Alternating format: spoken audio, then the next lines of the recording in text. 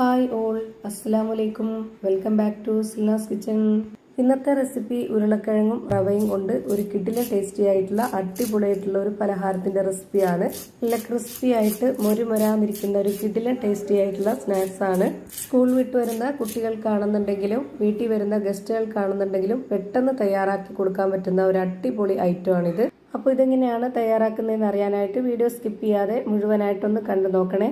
റെസിപ്പിയിലോട്ട് കടക്കുന്നതിന് മുമ്പായി Silna's kitchen channel ആദ്യമായിട്ട് കാണുന്നവരാണെങ്കിൽ പ്ലീസ് ഒന്ന് സബ്സ്ക്രൈബ് ചെയ്തേക്കണേ. ഒപ്പം തന്നെ ഈ വീഡിയോസ് നിങ്ങൾക്ക് ഇഷ്ടപ്പെടുകയാണെങ്കിൽ ലൈക്ക് ചെയ്ത് ഷെയർ ചെയ്ത് സപ്പോർട്ട് ചെയ്യാനും മറക്കരുത്. ഇനി നമുക്ക് ഇതെങ്ങനെയാണ് തയ്യാറാക്കുന്നതെന്ന് നോക്കാം. ഇതിനായി ആദ്യം തന്നെ 3 ഉരുളക്കിഴങ്ങ് ഈ ഒരു വലിപ്പത്തിലുള്ളതാണ് എടുത്തിട്ടുള്ളത്. അതിന്റെ തൊലിയൊക്കെ കളഞ്ഞ് നല്ലപോലെ കഴുകിയെടുത്തതിന് ശേഷം ഇതുപോലൊരു ഗ്രേറ്ററിൽ ചെറിയ ഹോളിലിട്ടിട്ട് നന്നായിട്ടൊന്ന് ഗ്രേറ്റ് ചെയ്തെടുക്കുന്നുണ്ട്. ഞാനിപ്പോൾ ഈ ഒരു ഇത്രയും വലിപ്പത്തിലുള്ള ഉരുളക്കിഴങ്ങിനാണ് ബാക്കിയുള്ള എല്ലാ ഇൻഗ്രീഡിയൻസിന്റെ അളവും ചേർത്ത് കൊടുക്കുന്നത്.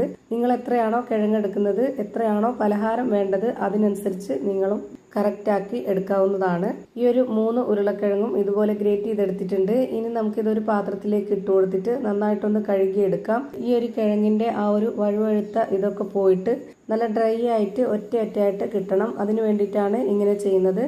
അങ്ങനെ 3 പ്രാവശ്യമായിട്ട് ഞാനിവിടെ വെള്ളം മാറ്റി ഒരു അരിപ്പിലേക്ക് ഇട്ട് കൊടുത്തിട്ട് വെള്ളമെല്ലാം ഊറ്റിക്കളഞ്ഞതിന് ശേഷമാണ് ഞാനിപ്പോൾ ഇതുപോലെ ഒരു പാത്രത്തിലേക്ക് ഇട്ട് കൊടുക്കുന്നത്. ഇപ്പോൾ ഇതാ ആ ഒരു വഴുവഴുത്ത വെള്ളമൊക്കെ പോയിട്ട് നല്ല ഒറ്റയായിട്ട് കിട്ടിയിട്ടുണ്ട് ഈ ഒരു ഉരുളക്കിഴങ്ങ്. ഇനി ഇതിവിടെ ഇരിക്കട്ടെ. ഇനി അടുത്തതായിട്ട് സ്റ്റവിലേക്ക് ഒരു പാൻ വെച്ച് കൊടുത്ത് കുറച്ച് എണ്ണ ഒഴിച്ചു കൊടുക്കുന്നുണ്ട്. എണ്ണ നല്ല പോലെ ചൂടായിട്ട് വരുമ്പം ചെറിയ ജീരകം ഒരു നുള്ള് ഇട്ട് കൊടുക്കാം. അതൊന്ന് നന്നായിട്ട് ചൂടായിട്ട് വരുമ്പോൾ ഇതിലേക്ക് വെളുത്തുള്ളി ഇഞ്ചി ചതച്ചതാണ് 1/4 സ്പൂൺ അളവിൽ ഇട്ട് കൊടുക്കുന്നത്.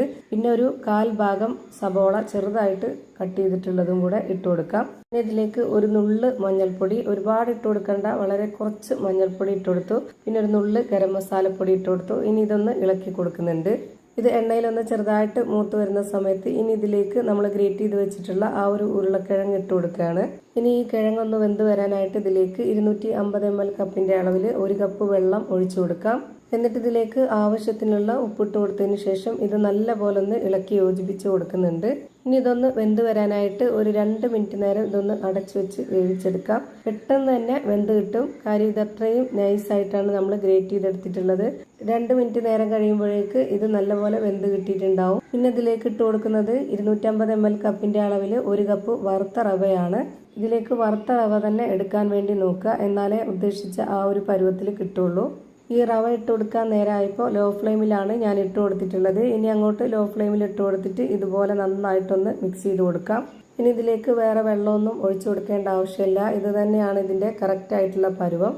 ഇനി ഇതിലേക്ക് 2 പച്ചമുളകും അതുപോലെ കുറച്ച് കറിവേപ്പിലയും നല്ല പൊടിയായിട്ട് അരിഞ്ഞെടുത്തിട്ട് അതുകൂടെ ഇതിലേക്ക് ഇട്ട് കൊടുത്തിട്ട് ഇളക്കി കൊടുക്കുന്നുണ്ട്. മല്ലിയിലയുടെ ഫ്ലേവർ ഇഷ്ടമുള്ളവർക്ക് അതുകൂടി ചേർത്ത് കൊടുക്കാവുന്നതാണ്. ഇനി ഇത് രണ്ടും കൂടെ ഇട്ട് കൊടുത്തതിന് ശേഷം ഒന്നുകൂടി ഇളക്കി യോജിപ്പിച്ച് കൊടുക്കാം. ഇപ്പോഴും ഞാനിത് ലോ ഫ്ലെയിമിൽ തന്നെയാണ് വെച്ച് കൊടുത്തിട്ടുള്ളത്. ഈ ഒരു ഫ്ലെയിമിൽ തന്നെ വെച്ച് കൊടുത്തിട്ട് ഒരു 2 മിനിറ്റ് നേരം കൂടി ഈ ഒരു റവ വെന്ത് കിട്ടാനായിട്ട് അടച്ചു വെച്ച് കൊടുക്കുക. ഒരു 2 മിനിറ്റ് ആകുമ്പോഴേക്ക് നമ്മുടെ കിഴങ്ങ് കൊണ്ടുള്ള ഒരു ഉപ്മാവ് നമുക്ക് റെഡിയായി കിട്ടും. ഈ ഒരു രീതിയിൽ നമുക്ക് ബ്രേക്ക്ഫാസ്റ്റ് ആയിട്ടോ സ്നാക്സ് ആയിട്ടോ ഒക്കെ നമുക്ക് ഏത് സമയത്ത് വേണമെങ്കിലും കറികൾ ഒഴിച്ചിട്ടോ കറികളില്ലാതെയോ ഒക്കെ കഴിക്കാൻ പറ്റും. ഇനി ഞാനിപ്പോൾ അങ്ങനെയല്ല ചെയ്തെടുക്കുന്നത്.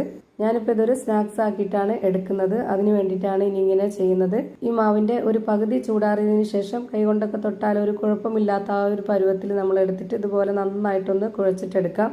ഇനി ഈ മാവിനെ 2 ആക്കി എടുക്കുന്നുണ്ട്. 2 ആക്കി എടുത്തതിന് ശേഷം നമ്മൾ ഇതുപോലെ ഷേപ്പ് ആക്കി എടുക്കുക. ഇതുപോലെ ബോൾ ഷേപ്പിലാക്കി എടുക്കണം. എന്നിട്ട് ഒരു ബോർഡിലോ അല്ലാന്നുണ്ടെങ്കിൽ നമ്മുടെ സാധാരണ കൗണ്ടർ ടോപ്പിലോ കുറച്ച് ഓയിൽ ഒഴിച്ചു കൊടുത്തിട്ട് ഇതുപോലെ മൊത്തത്തിലൊന്ന് സ്പ്രെഡ് ആക്കി കൊടുത്തതിന് ശേഷം അതിൽ നിന്നൊരു മാവെടുത്ത് ഇതിലേക്ക് വെച്ച് കൊടുത്തതിന് ശേഷം ഇതുപോലെ ഒന്ന് പരത്തി കൊടുക്കുക. ഒരുപാട് അങ്ങ് നൈസായിട്ട് പരത്തിയെടുക്കരുത്, കുറച്ച് കട്ടിയായിട്ട് തന്നെ പരത്തിയെടുക്കണം. ഈ ഒരു പരുവത്തിൽ പരത്തിയെടുത്തതിന് ശേഷം ഇതിന്റെ 4 സൈഡും ഇതുപോലെ ഒന്ന് കട്ട് ചെയ്ത് കൊടുക്കുന്നുണ്ട്. എല്ലാം ഒരേപോലെ കിട്ടാനാണ്. എന്നിട്ട് നമുക്ക് ഇഷ്ടമുള്ള വലിപ്പത്തിൽ ഷേപ്പിലൊക്കെ ഇത് കട്ട് ചെയ്തെടുക്കാവുന്നതാണ്. ഞാനിപ്പോൾ ഇത് ഈ ഒരു പരുവത്തിൽ ഈ വലിപ്പത്തിലാണ് കട്ട് ചെയ്തെടുക്കുന്നത്. ഇത് കണ്ടുകൊണ്ടിരിക്കുമ്പോൾ തന്നെ സിൽനാസ് കിച്ചൺ ചാനൽ ആദ്യമായിട്ട് കാണുന്നവരാണെങ്കിലും ഇതുവരെയും കണ്ട് സബ്സ്ക്രൈബ് ചെയ്യാത്തവരും പ്ലീസ് ഒന്ന് സബ്സ്ക്രൈബ് ചെയ്തേക്കണേ. ഒപ്പം തന്നെ ഈ വീഡിയോസ് നിങ്ങൾക്ക് ഇഷ്ടപ്പെടുകയാണെങ്കിൽ ഒരു ലൈക്ക് ചെയ്ത് ഷെയർ ചെയ്ത് ഹൈപ്പ് ചെയ്ത് സപ്പോർട്ട് ചെയ്യാനും മറക്കരുത്. ഇപ്പൊ എല്ലാം ഇവിടെ ഇതുപോലെ കട്ട് ചെയ്തെടുത്തിട്ടുണ്ട്. ഇതേപോലെ തന്നെ എല്ലാ മാവിലും കട്ട് ചെയ്ത് ഒരു പാത്രത്തിലേക്ക് മാറ്റാവുന്നതാണ്. ഇനി ഇതിന്റെ വക്കൊക്കെ ഒന്ന് ഷേപ്പ് ആക്കി എടുക്കണമെന്നുണ്ടെങ്കിൽ ചെറുതായിട്ട് കൈ വെച്ചിട്ട് ഇതുപോലെ ഒന്ന് ഒതുക്കി കൊടുത്താൽ മതി.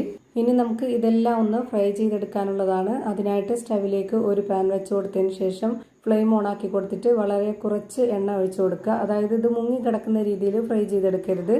എന്നിട്ട് ഇതിലേക്ക് ഒരു നുള്ള് മഞ്ഞൾപ്പൊടിയും ഒരു നുള്ള് മുളക് പൊടിയും ഇട്ട് കൊടുത്തതിന് ശേഷം ഇതുപോലെ നന്നായിട്ടൊന്ന് ഇളക്കി കൊടുക്കുക. നമ്മുടെ ആ ഒരു പലഹാരത്തിന് ചെറിയൊരു എരിവും ചെറിയൊരു കളറൊക്കെ കിട്ടാനാണ് ഇങ്ങനെ ചെയ്യുന്നത്. ഇനി ഇതെല്ലാം ഓരോന്നോരോന്നായി ഇട്ട് കൊടുത്തതിന് ശേഷം ഒരു ഭാഗം 1-2 മിനിറ്റ് ഒന്ന് വേവിച്ചെടുക്കണം. ഹൈ ഫ്ലെയിമിൽ വെച്ച് കൊടുക്കരുത്, അപ്പോൾ ഇത് പെട്ടെന്ന് കരിഞ്ഞു പോകും. ഒരു മീഡിയം ഫ്ലെയിമിൽ ഇട്ട് കൊടുത്തതിന് ശേഷം മാത്രം ഇത് വേവിച്ചെടുക്കുക. ഇപ്പോൾ ഇതിൻ്റെ എല്ലാം ഒരു ഭാഗം വെന്ത് കിട്ടിയിട്ടുണ്ട്. ഇനി നമുക്ക് ഇതെല്ലാം ഒന്ന് തിരിച്ചിട്ട് കൊടുക്കാം. തിരിച്ചിട്ട് കൊടുത്തതിന് ശേഷം പിന്നെ 1 മിനിറ്റ് നേരം കൂടി വേവിച്ചാൽ മതി. അതിൽ കൂടുതൽ വേവിച്ചെടുക്കേണ്ട ആവശ്യമില്ല. 1 മിനിറ്റ് നേരം ഈ ഒരു ഭാഗം കൂടെ ഒന്ന് വേവിച്ചെടുത്തതിന് ശേഷം പിന്നെ നമുക്കിത് എണ്ണയിൽ നിന്ന് കോരിയെടുക്കാവുന്നതാണ്. ഇപ്പോൾ ഇതാ പുറം ഭാഗം നല്ല മൊരും വരാതിരിക്കുന്ന, അകം നല്ല സോഫ്റ്റ് ആയിട്ടിരിക്കുന്ന ഒരു കിഡിലൻ റെസിപ്പി റെഡിയായി കിട്ടി. നല്ല ടേസ്റ്റാണ്. ഒരു തവണ നിങ്ങൾ ഇതുപോലെ ഒന്ന് ട്രൈ ചെയ്ത് നോക്കുക. എന്തായാലും നിങ്ങൾക്ക് എല്ലാവർക്കും ഇഷ്ടമാവും. അതുപോലെ തന്നെ ഇത് ഒരുപാട് എണ്ണ കുടിക്കുമെന്ന് ഓർത്ത് പേടിക്കേണ്ട. നമ്മൾ ഒഴിച്ചു കൊടുത്തിട്ടുള്ള ആ ഒരു എണ്ണ ഇത് ഫ്രൈ ചെയ്തതിന് ശേഷവും അതിലിരിപ്പുണ്ട്. ഇപ്പോൾ ഞാനിതെല്ലാം ഒരു പാത്രത്തിലേക്ക് ഇട്ട് കൊടുത്തിട്ടുണ്ട്. ഇത് എത്രത്തോളം ക്രിസ്പി ആണെന്നുള്ളത് ഞാനിപ്പോൾ കാണിച്ചു തരാം. അതിലെ നല്ല ക്രിസ്പി ആയിട്ടുള്ള നല്ല മൊരുമൊരാന്നിരിക്കുന്ന ഒരു അടിപൊളി പലഹാരം റെഡിയായി കിട്ടി.